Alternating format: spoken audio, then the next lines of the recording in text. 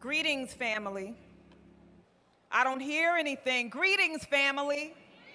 Ashe, ashe. As was said, on October 6, 2019, my eldest daughter, who I held in my womb for 9 months, transitioned after giving birth to her child that she held in her womb, her womb for 9 months. Shawnee Benton-Gibson. Why am I here today?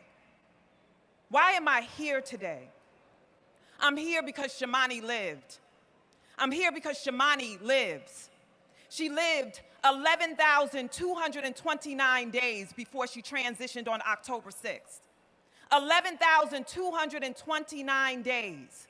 She died one day, and that one day catapulted me into a life that already existed as an advocate and an activist for reproductive justice, but has been amplified. Her spirit is a command and a demand for me to keep standing up for wombs that create worlds. Black wombs create worlds.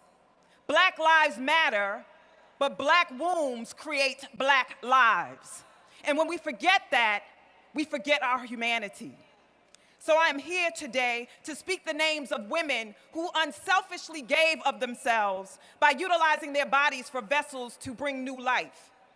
And when you are a little girl and you think about being married or to have a child, you don't think like, wow, I might not survive giving birth. But that's a reality for Black and brown women, specifically African American women and Latinx women in this country. We are 3 times more likely to die from giving birth than our white counterparts. Pulmonary embolism, hemorrhages, infection, cardiomyopathy. And it can happen even 12 months after you give birth. So I think about Erica Gardner, who died of a heart attack 6 weeks after she gave birth, correlated to racism, correlated to oppression, correlated to inequity, correlated to injustice in the birthing process.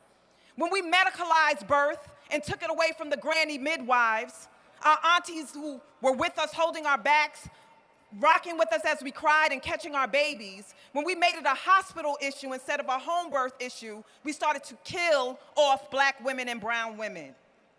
We are alive because of Black wombs. We are here because a Black woman pushed us out, and we landed because she gave that sacrifice. We want to make sure that our grandbabies, our children, have mothers to raise them, and that fathers are not left to figure it out on their own. My grandchildren, 3 years old and 11 months old, are left without their mother. We must stop this. So before I leave this stage, I'm going to call on the names of the women who gave sacrificially their lives so that we can stop the scourge of maternal mortality and near-death experiences when we give birth. So I call on the name of Erica Scott. She lives. Shawnee Benton-Gibson. She lives. Tiana James. She lives.